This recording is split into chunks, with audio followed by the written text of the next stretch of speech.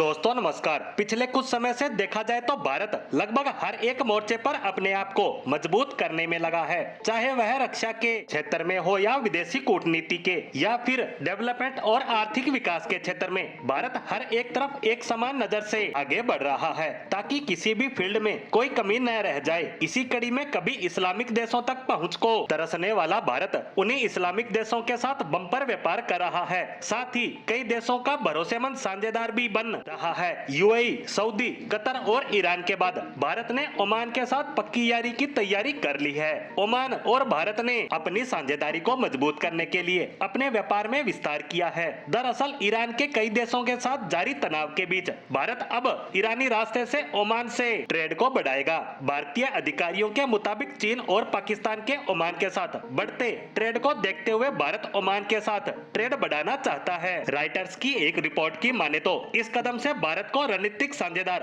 और ईरानी रास्ते से ट्रेड करने में बड़ी मदद मिलेगी। बता दें कि भारत और ओमान के बीच एक साल में करीब 1 लाख करोड़ से भी कम का व्यापार होता है। ओमान मिडिल ईस्ट में एक अहम जियोलॉजिकल लोकेशन पर है, जिस कारण भारत को सीधे यूएई, कतर, सऊदी, अमन और यूरोप में ट्रेड करने में फायदा मिलेगा। इसी रूट से भारत को 60% से भी ज्यादा क्रूड ऑयल की सप्लाई होती है। वहीं भारत को करीब 85% तेल इंपोर्ट करना पड़ता है और ओमान के साथ यह डील फाइनल होने के साथ ही यह और भी आसान हो जाएगा। हालांकि बड़ी बात यह है कि फिलहाल इस डील को लॉक नहीं किया गया है, लेकिन ट्रेड के लिए कवायद तेज है। भारत ने हाल ही में गल्फ कोऑपरेशन काउंसिल से ओमान और यूएई के साथ द्विपक्षीय समझौते की मांग की थी। ओमान की तरफ से भी इसे लेकर पॉजिटिव रिस्पॉन्स मिला है। साथ ही ओमान ने भारतीय प्रोडक्ट पर कम टैक्स लगाने की बात भी कही है, जो यह बताने के लिए काफी है कि ओमान की दिलचस्पी भी भारत के साथ ट्रेड को बढ़ाने की है। भारत ने ओमान को एक साल में 25,000 करोड़ के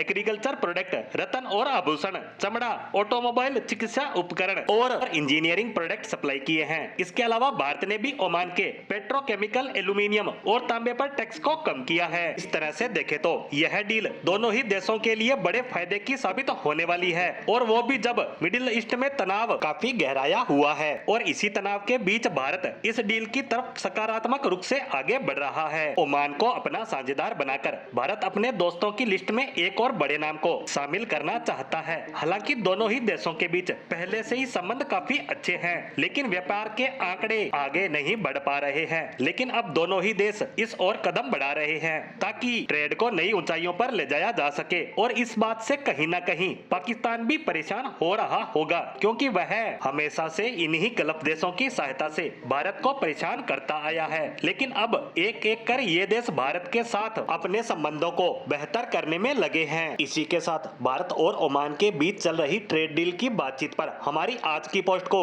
यहीं विराम देते हैं। धन्यवाद।